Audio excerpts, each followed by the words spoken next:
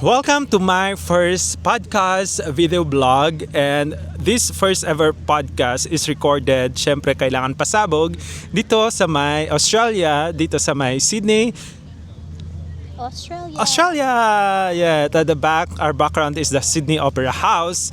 Kaya para maiba, I want to travel sa mga places as I want to connect with my friends na kung ano na bang ginagawa nila. At this particular first podcast, pumunta ako dito not to record a podcast or not to record video blog, but of course my major purpose is actually to attend the wedding of my good friend. And my first guest for this podcast is Mia Bernales. Hello, kumusta kayong lahat? Welcome to Sydney, Australia. Ayan, so mag-discuss kami. This is unedited, unfiltered, para at least alam natin na this is real. Ito yung mga pinagdaanan sa buhay. Ito yung maybe applicable sa kanya, maybe magiging applicable din sa ating listeners. May mga mapupulot tayo ng mga inspiration na pwede natin gamitin, mga lesson na pwede natin gamitin. Ayan. At interviewin natin siya or makikipagkwentuhan lang ako sa aking friend na matagal ko nang hindi nakita, and I'm so grateful na ikakasal na sila. And at ito yung dream na parati naming pinag-uusapan. So, yun. Ayan, thank you friendship dahil sa pag-invite mo dito sa iyong kasal pala, hindi sa aking kasal.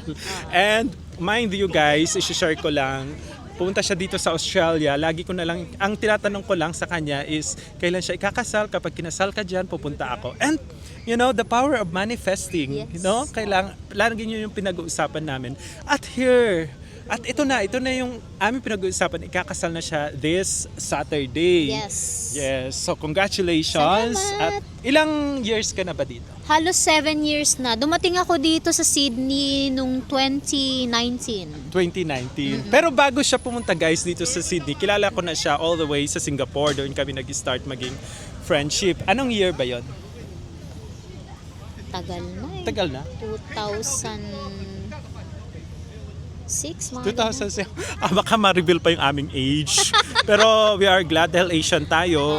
Hindi mukhang ganun na yung edad. Pero ayan mo na yon. Ayan. So, syempre bago siya makapunta dito, ang dami niya rin pinagdaanan. Anong mga bansa na ba from Singapore? Hindi lang from Singapore, pero you've been to many countries, di ba? Nakarating na ako sa Middle East, sa Doha, Qatar. Nagtrabaho ako doon nung medyo may bata-bata pa, ganun. Bata-bata pa. Then Doha, Qatar. Tapos Singapore, yes. And then dito na sa Australia na. Paano ba tayo nagkakilala Singapore? Nung nagtrabaho ko doon. Okay, I remember. Kasama ka ng aking friend. Oo, kasama. Diba? Kaibigan. Tapos nakapagtrabaho sa Singapore, tapos naging mag-housemate kami. Magkasama kami sa bahay dati. Oo, magkasama kami sa bahay dati, tapos nag-move siya sa Australia. Paano ka nga ba napunta dito sa Australia? Yun na lang, doon na lang tayo mag-concentrate. Paano ka nga ba napunta dito sa Australia? Noong 2019, na-inlove ako sa AFAM. So yun guys, yun yung topic natin. Doon tayo pupunta. Paano ma-inlove sa AFAM? At paano ano ba yung requirements? Pero later on na yon. So doon siya nag-umpisa na in-love siya sa AFAM. Sa foreigner na lang. Foreigner. Kasi kapag, ano ba ang AFAM? AFAM is foreigner. Pero kapag AFAM kasi guys, tawag natin yan sa mga foreigner na nasa Manila. So, na-inlove siya dito sa one of the Australian. So, man. Punapunta siya dito. So, paano? Take us doon sa pangyayari niyan, kung paano ka na-inlove. Siyempre, nung na-inlove ako, nung sinabi niya na You're mahal beautiful. din niya ako. Oo, maganda. Gusto niya lagi akong nakikita. Sabi niya sa akin, Mia, tumira ka na dito sa Sydney. Siyempre, go naman ako. Go naman siya. And that is like when? Last 7 years ago. 2019. 2019. Grabe no. Kapag na-in-love ka nga talaga, you will move. Gagawin ang lahat. Gagawin. At super lababo ka rin naman sa foreign. Oo. Kay Aussie guy naman. Oo. Oo. So, yun ang pumunta. Ano ba yung mga ano natin, tips? Siyempre, hindi lang naman ikaw ang na-in-love sa isang foreigner, pero dahil, guys, she's beautiful. Nung nakilala ko siya, pitit pa rin naman siya ngayon. 50 kilos pa rin naman. 50 kilos pa rin naman siya. So, ano ba yung nagustuhan sa'yo ng AFAM as a Filipina? Siyempre, kung naghahanap kayo ng AFAM, ang tips ko sa inyo ay unang-una, magpahaba ng buhok, Correct. That's itim, long, black, silky black. hair. Mas attractive sa kanila kapag itim ang buhok. Oo. So, ito yung parang, kasi gusto mo talagang partner na foreigner. Oo, foreigner ka, gusto ko talaga. Oo. Dahil, So ito rin yung sinasabi nila, 'di ba, na parang kung mag-pray ka lang naman ng life partner mo, kailangan specific. oo. So nagpe-pray ka talaga Oo, na nagpe-pray talaga ako, gusto ko AFAM. gusto mo talaga Oo. foreigner. So gusto Foreigner niya AFAM talaga. Kasi parang iba yung impact sa akin na magkaibang lahi. ganun. Okay. So mas comfortable ka kapag Filipino. Maybe Tsaka- kasi pero may naging jowa ka na Meron. Jowa talaga. Nagka-jowa ako ng Filipino, laging sinasaktan ng puso ko. Oh, wow. Kasi sobrang romantic kasi ng mga Oo. Filipino, 'di ba? So gusto mo siguro is mga straightforward lang, Oo, parang gusto ko ganun. ayoko nang may pasikot-sikot, diretso lang. Diretso na. So, yun guys, one lesson natin dyan, one takeaway natin is to be specific sa magiging partner nyo na wag lang kung sino. Oo. Dapat may target May na target. kailangan gusto ko foreigner, para at least alam naman nila kung alam naman ng Diyos. So, alam naman kung ano yung ibibigay sa iyo. Magpi-pray ka na nga lang, dapat specific. So yun yung one takeaway natin doon. Pero syempre kailangan i-ready mo rin yung sarili mo. Kailangan presentable ka din. So ano mga ginawa mo noon para lang okay, gusto ko foreigner. So anong mga preparations, anong prepare mo naman sa sarili mo? Physically, kasi ang mga foreigners, gusto nila ng outdoor activities. So, tan ako, morena, kasi Pero last time madalas before sa Singapore, ang puti-puti ko. ang puti-puti mo. Umiinom pa ako ng mga glutathione, mga pampaputi na yan, tapos vitamins na pampaputi, whitening soap, whitening lotion. Kaya ang puti-puti ko noon sa Singapore. Ngayon dito sa Australia, So yung nag-iba ka morena. nag-iba ka ng target is gusto mo dahil siguro nabasa mo rin or what, gusto nila yung morena. So kebs ka na or sige, balik na lang ako sa pagiging kayumanggi, pagiging tan, which is mas gusto siguro nila yon. Hindi, kasi mahilig din kasi ako sa outdoor activities, gaya ng paglalakad sa umaga, sa hapon, tapos sa dagat. Wow, that's great. So yon, pero syempre physically of course normal naman yan yung parang you need to present yourself na maayos. Pero after nun, you need to prove to them naman din na hindi lang naman jowa ang kailangan mo. Dapat you need to din. Ano bang ginawa mo, like anong career mo? Parang hindi ka naman depend kung sino man yung nahanap mo na foreigner. Pero syempre, career woman, I'm sure guys, napakasipag ni Maydin sa Singapore. As in, opening to closing shift, siya talaga yung nagtatrabaho siya. So pagdating mo sa Australia naman, ano yung mga naging work mo? Siyempre, kayo na ni Aussie. Tawagin na lang natin siyang Aussie guy. Si Aussie guy, ano naman yung nagtrabaho ka ba here or what? Nung dumating ako dito, nag-aral ako ng Oh. assistant in nursing. Really? Nag-enroll? Parang student permit ang ginawa mo? Hindi, dumating ako dito, naka-tourist visa, tapos na partner visa. Okay, kasi may relationship na kayo May nun. relasyon. oo. So yun, kumbaga, marami Tapos namang nag-aral. ways na pumunta dito, maging student visa, kumbaga, may jowa naman siya, so nag-upgrade siya ng kanyang profession. Nag-aral ka here ng nursing. So, saan ka nag-work? Nagtrabaho ako sa lugar kung saan nakatira ang mga matatanda na Old age house. kailangan Parang ng nursing home. tulong, oo, nursing Parang home. sa nursing home. Wow, Retirement that's village ang from tawag. from F&B Oo, from hanggang naging Oo. grabe ang shift ng career ha. Oo, Parang grabe talaga. 360 degrees. So, yan nagtagal ka naman doon. Oo, nagtagal ako, 2 taon. 2 taon. That's so brave. Pero as far as I remember, 2019, so naging 2020, COVID na yun Oo, Na-stuck ka na here. Oo, na-stuck ako dito. Na-stuck ka na. Oo, sobrang busy nung COVID lockdown. Siyempre, in demand ang mga nurses nung panahon na yun. Oh, I Kaya, see. Kaya paldong-paldo talaga sa Paldo, schedule. pumaldo. At least it's a good thing din. Oo. May partner ka na supportive. Oo. Pero syempre, talagang gumawa ka rin ng sarili mo na, hindi ka naman talaga nag-depend financially hindi. sa partner. Hindi Kasi, hindi naman yung parang, may partner na ako, bahala na siya sa akin. Hindi. So, you created your own, Oo. career path. Independent pa rin naman ako pagdating sa finances. Kasi nung dumating naman ako dito sa Australia, may sarili akong pera. Dahil yung mga naipon ko sa Singapore at nung nasa Middle East ako, ininvest ko dito sa Australia. Wow, that's so nice to hear. Tapos, ayan, so, pero syempre, dahil gusto niya talaga mag-asawa, kaya talagang, she invested. Ang takeaway na naman natin doon, she targeted or she dreamed to have a partner na foreigner. And of course, hindi ka nag-depend doon sa foreigner financially. So after kayong magka-relasyon, you created your own career path. Kaya yun yung maganda dito. Hindi yung pupunta ka lang dito at maghahanap lang, magiging which is okay kapag may partner ka naman. Kung yung partner mo naman is sinabi niya na wag ka nang wag ka nang mag-work. Okay naman yon. So, yon. Ang next natin is, so after mo mag-work, lockdown noon, hanggang ngayon, di ba ang tagal-tagal niya, ikakasal na nga kayo ngayong Saturday. So, bakit nag-decide ka na ikasal? Nag-propose na ba siya? O matagal mo nang hinihintay? Siyempre, matagal kong pinangarap na isang araw, ikakasal ako. Wow, congratulations. And sa Sabado na yan. Kaya nandito kami ngayon. Kaya nandito siya.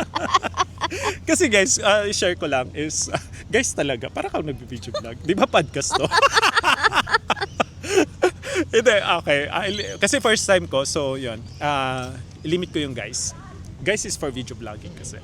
So, yun, I'm so excited kasi every time na mag-uusap kami ni Mylene through sa social media, I'm always reminding her, di ba, na parang, kailan ka ikakasal?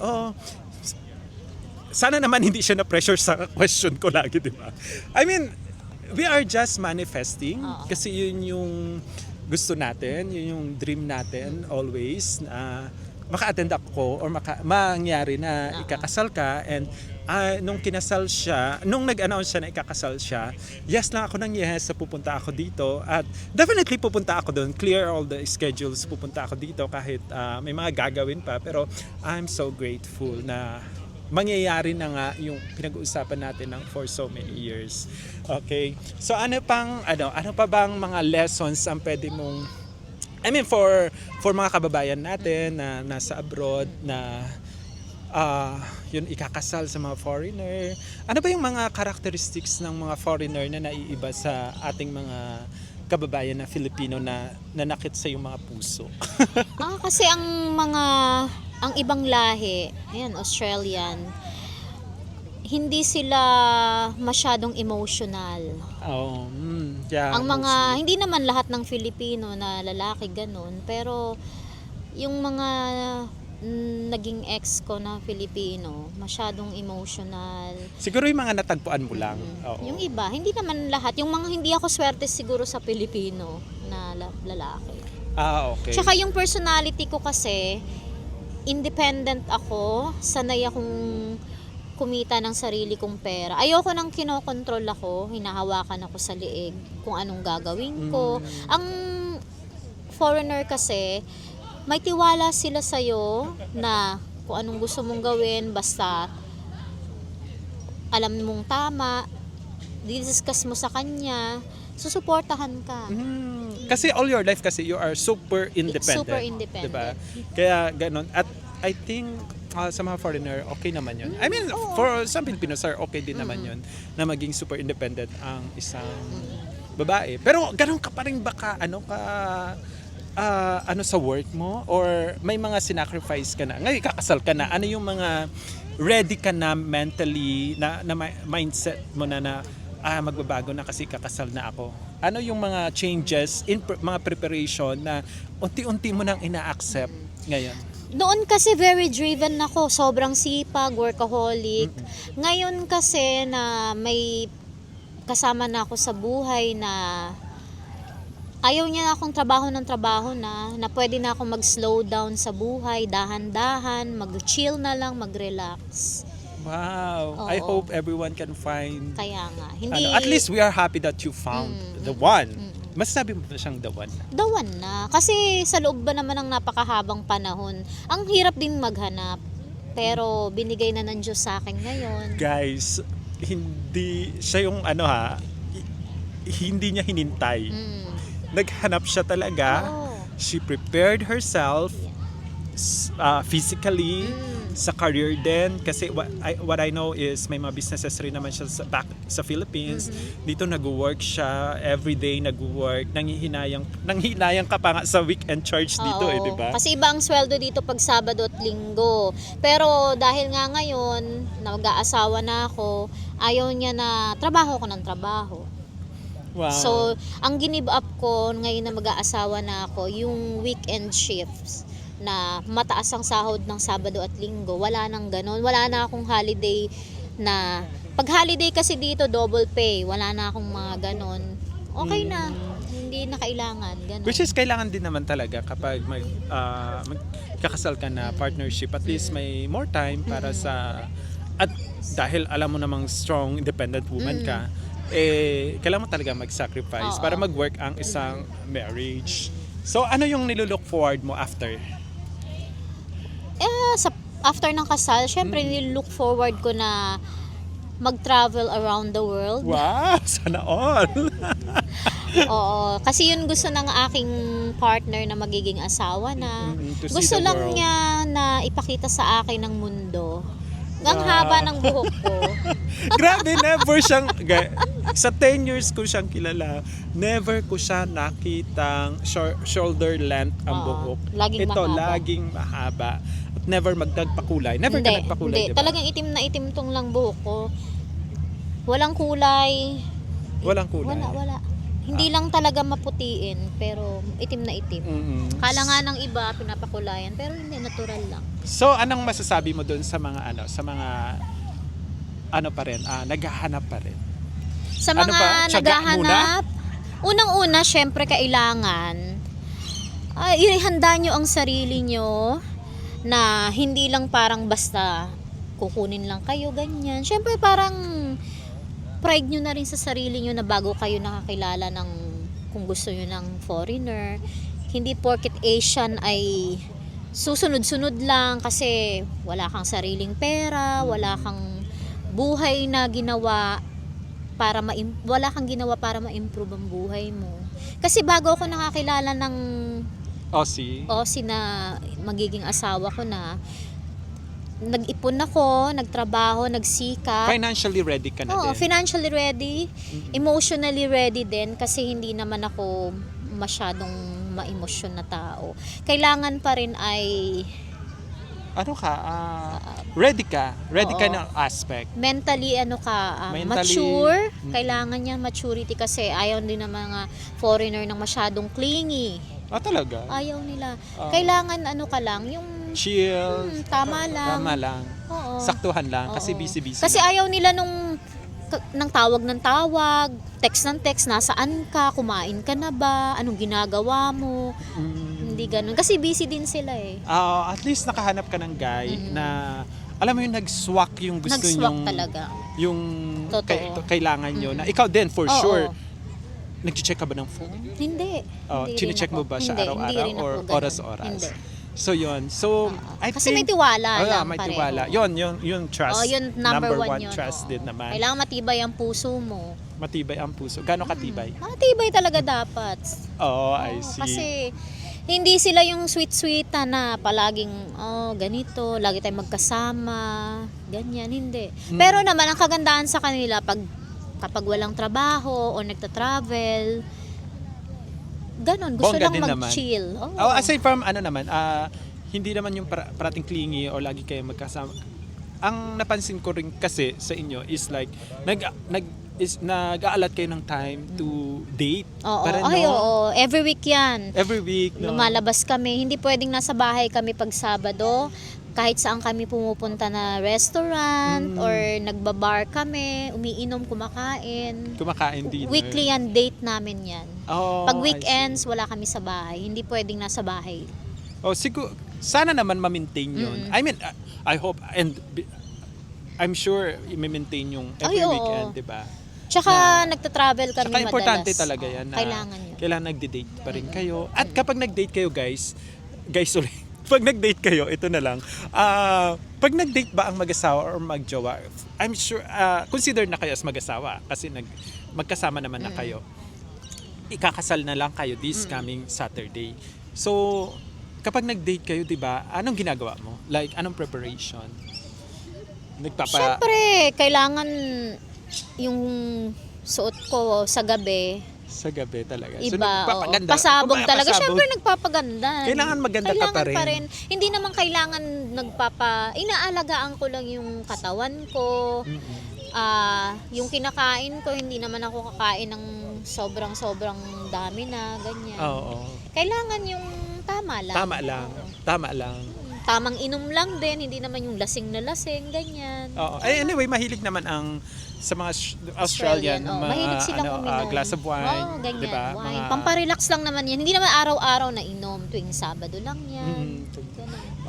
I see. Anyway, congratulations sa wedding. Salamat. Then pupunta tayo dito na-feel mo ba last time na pumunta sa Australia? Na-dream mo ba na aninag mo ba sa iyong mga dreams na kailangan sa Australia ako? Sa totoo lang, oo. Kasi Talaga? yung nagpunta ako sa Middle East, pagkatapos ng Middle East, sabi ko next pupuntahan ko Singapore. Okay. Then pagkatapos ng Singapore, Australia. So, Talagang clear minanifest talaga. ko at saka yun talaga ang nasa focus ko. Focus mo at never kang never kahit na in love ka sa ibang Hindi. kailangan. Talagang nakatutok ako. Nakatutok ka talaga. So, parang, kailangan sa Australia ako mag-stay. Doon ka magre-retire. Dito ka magsisettle. Settle, oo. So, eventually, nandito ka na nga. Settled ka na nga. Ano ba yung nandito ka na? May, yung parang ayoko dito. Parang gano'n. Ito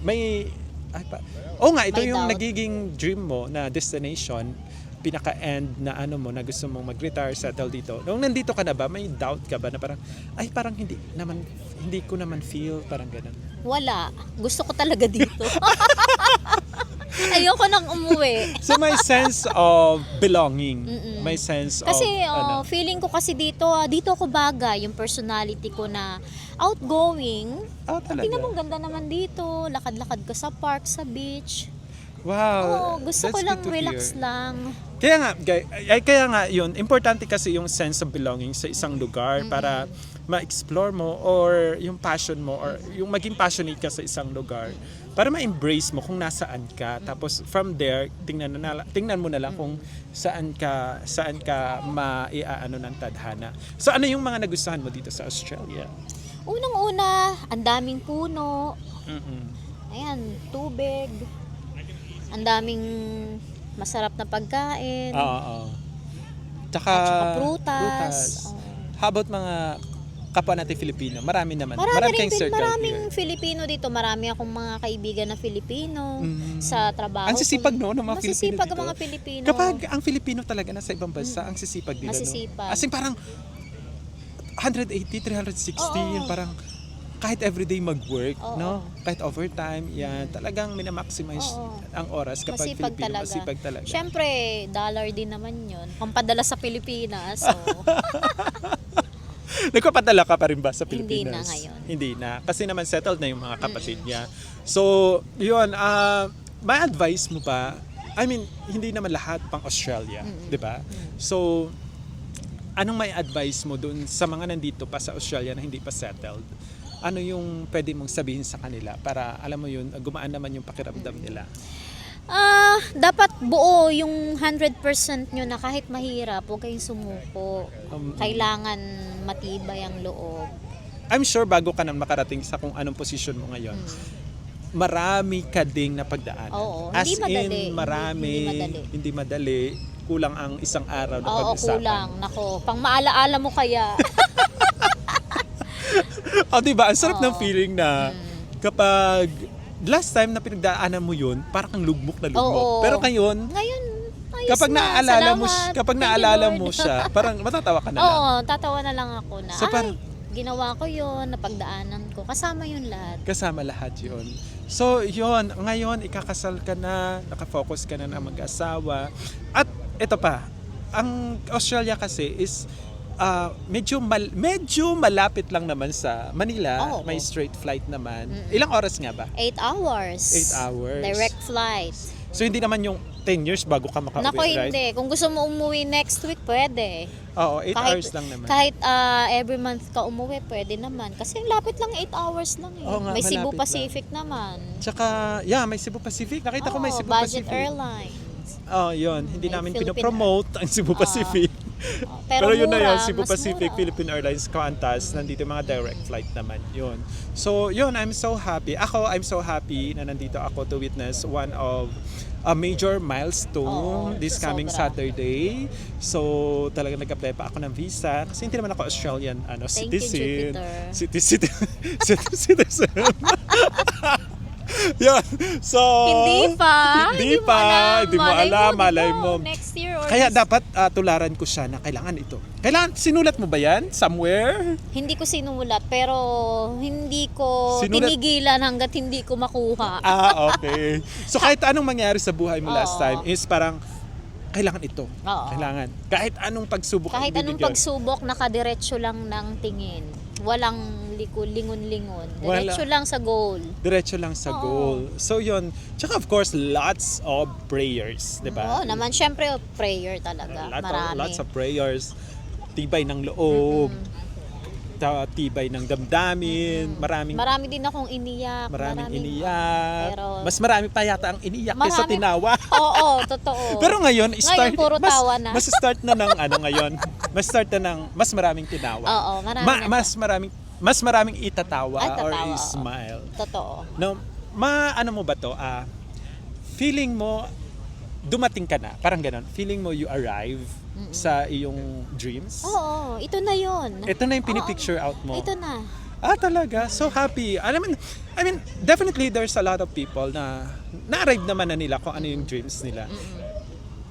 At masarap kausap yung mga taong ganun. Kasi nga, nakafocus lang sila doon at alam mong napakabukas ng kanilang mga mukha na ito ako, masaya ako at wala na sila yung mga baggages. Wala No? na. Wala nang Wala nang bigat. Wala nang bigat. So, hindi naman matatapos doon. Definitely, marami pa rin pagsubok. Marami pa rin challenges, lalo na kasi hindi naman natin alam ang bukas. Pero at least, settled ka na. Oo. Kumbaga, you're strong. Yung foundation mo is settled na. Mas matibay ka na bukas, alam mo yon. So, yun, to close this video, na lang din yung lesson, top 3 lesson sa entirety ng iyong career, personal life, na lang yung major lesson or pwede mong sabihin to inspire our listeners? Kailangan, unang-una, sa magsisimula, yun, matibay ang loob. At yung mga kasama mo sa journey mo, yun yung mga taong palalakasin ka, hindi ka pahihinain ng loob mo. Yung support system, importante. Yeah, napaka-importante ng support Wag system. yung, kasi kung sino-sino ang kasama mo, maa-attract mo yung bad energy. Kaya kailangan I-identify mo yung pinaka-support system. yung support system mo, importante yan. Sa pag-reach ng goal mo sa buhay. Kasi hindi naman ikaw lang talaga. Sunod, syempre, kagaya ngayon ng sitwasyon ko, alam mo pa rin kung saan ka nang galing. Hindi kailangan maging mapagmataas, magmayabang. Kasi lahat naman ng meron tayo ay hindi naman permanente. That's so So, real, nakaapak pa rin so ang good. mga paa sa lupa, gaya ni Jupiter. Gaya hindi, mo din. Hindi pwedeng porket nandito na ako sa Australia, settled na ako. Ang yabang ko na, ang taas ko. Wala na akong, parang minamaliit ko na ang ibang tao. Napagdaanan mo parang Kasi ganun. nanggaling din ako sa ganyan. Kasi naniniwala ako, pag mabuti kang tao, natural na ang blessing sa buhay mo ay Overflow. dire-diretso, Overflow. sobra-sobra. Pero pagka mataas ang tingin mo sa sarili mo, mahirap ang pasok ng blessing sa buhay. Ayan, Yan lang. that's so inspirational. At saka kahit may struggles, may challenges, go pa rin. Oo Pwedeng naman. umiyak sa isang tabi, pero kinabukasan, Oo mag-foundation at naman. mag-lipstick. Correct. Mag-red lipstick. Isa pa yan, ha? Mag-red lipstick. Kung gusto nyo ng AFAM, gusto nila red lipstick. Yun. So, kahit umiyak ka kagabi, bukas, maganda ka pa rin. Oo naman. Suklayin ang iyong black, long hair, silky hair. So yun, sana may napulot kayo kahit isa or dalawa. And thank you very much for listening to this podcast. And thank you, my friend, welcome. for inviting me to witness your milestone, your kasal here in Sydney. And, you know, after 10 years, guys, nakabalik ako dito sa Australia. And I'm still like in awe kung gaano kaganda ng Australia, kung gaano ka-progressive. Tingnan naman ang Sydney Opera, oh my God. Kahit maghapon ko siyang titingnan, it's so good. At saka napaka-relax na mga tao dito. So yun, magmamasyal muna kami and see you on my next vlog. Baka kayo na ang invite ko mga friendship. Kaya mag-ready kayo dyan sa inyong mga bansa na kung saan man kayo, bibisitahin ko kayo. And we will share all the inspiring story, mga challenges ng isang kapwa natin Filipino abroad. Bye! Bye! Salamat!